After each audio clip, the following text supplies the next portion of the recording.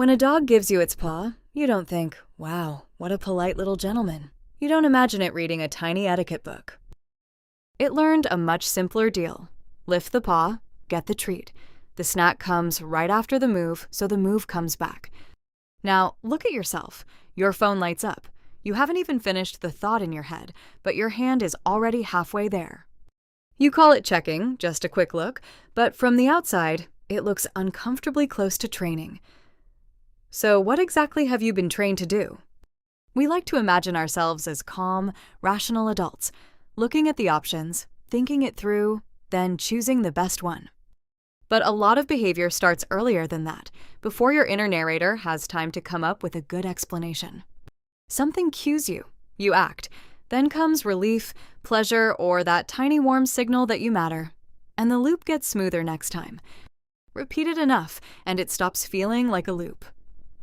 It starts sounding like taste, personality, preference, even, this is just me. For a dog, the treat is usually food. For us, the treat can be anything our nervous system wants to taste again. Attention is a treat. Approval is a treat. Money, status, novelty, comfort, even a few seconds of not feeling bad. All of that counts. A like works. A message works. Even 10 seconds away from boredom can be enough to pull you back. Modern life doesn't need to grab your arm. It only needs to place the right reward after the right action, again and again. The strongest trap is not the reward that appears every time. When every button gives the same prize, you learn the trick and lose interest. The stronger trap pays out only sometimes, not often enough to satisfy you, but just often enough to keep your hand coming back. That's why slot machines work. And, honestly, that's why social feeds work too. The machine doesn't promise a prize, it promises a chance. Most refreshes give you nothing. Then suddenly, a like, a message, a wild post, or proof that somebody saw you. Your brain doesn't need much, it just whispers, maybe this time. Now add another weakness. The future is quiet. It can be deeply important and still barely make a sound. Next year's health whispers. Today's cookie yells from the table. Better sleep whispers. One more episode shouts from the screen. 10 years of wealth whispers. A flash sale screams today. Future skill whispers. A notification pops up and shouts. The future is not weak because it lacks value. It is weak because your brain keeps turning its volume down. That's why the short term keeps winning. It stands closer to you and it speaks louder. This is why the marshmallow story often gets flattened. People turn it into a clean little speech about willpower. That version says, some kids resist, those kids win, and the rest just need to toughen up. But the better story is about strategy and trust. Waiting gets easier when the reward is not sitting in your face. Some kids looked away, sang quietly, covered their eyes, or turned the marshmallow into something else in their imagination. And when promises are unreliable, taking the treat now is not weakness. Sometimes it is the smartest move in the room. Modern life is full of machines that reward the short term. They don't need to hate your future. Ignoring it is enough. Social media rewards reaction before reflection. A quick comment gets a ping. A deeper thought just sits there, quietly doing its work. Shopping platforms reward buying before saving. The purchase arrives with fireworks. The savings account grows in silence. Work culture often rewards looking busy before becoming valuable. Noise is easy to notice. Skill usually grows underground. None of this ruins you overnight. That's the point. It pushes you a little off course each day until the new direction feels normal. So the answer is not to become a desireless monk.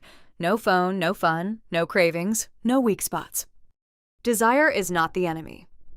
A poorly designed training system is. You don't beat conditioning by pretending you're above it. That pose only makes you easier to steer.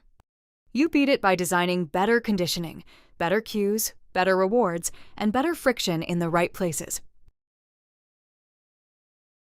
First, bring the future closer. A distant dream feels emotionally weak, even when it looks perfectly logical on paper. Be successful someday is too misty. Your brain can't act on fog, and it can't repeat fog tomorrow. Bring it into this week. Write one script, study 3 hours, exercise 3 times, or finish one visible task.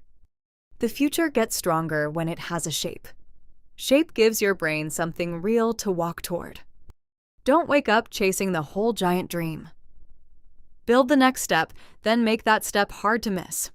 Second, slow temptation down. Speed is part of the trap. The easier it is to start, the more often it wins. Don't ask yourself to be a hero every hour. A life that needs constant heroism is just badly designed. Turn off notifications. Remove one-tap buying. Put a 24-hour pause between wanting it and paying for it. If a bad habit takes 5 extra steps, it becomes less automatic. That alone is already a win. You are not trying to be stronger every second.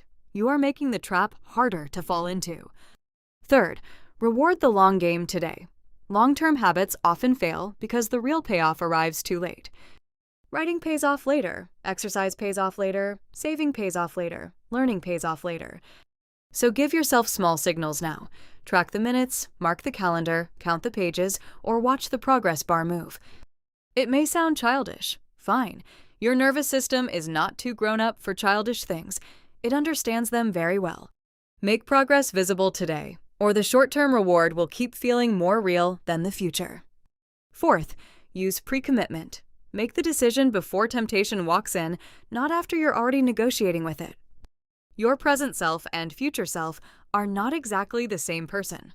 One makes plans, the other gets tired. So present you sometimes has to build a fence for future you before future you starts bargaining.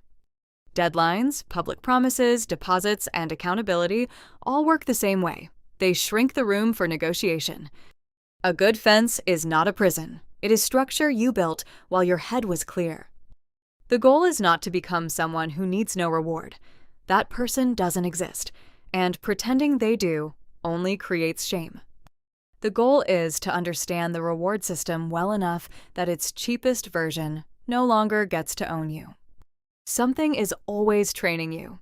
Your phone, your room, your friends, your calendar, your tools, your habits. Maturity is not saying, I can't be trained. Maturity is asking, who is doing the training? Freedom is not escaping training. Freedom is choosing what gets to train you next.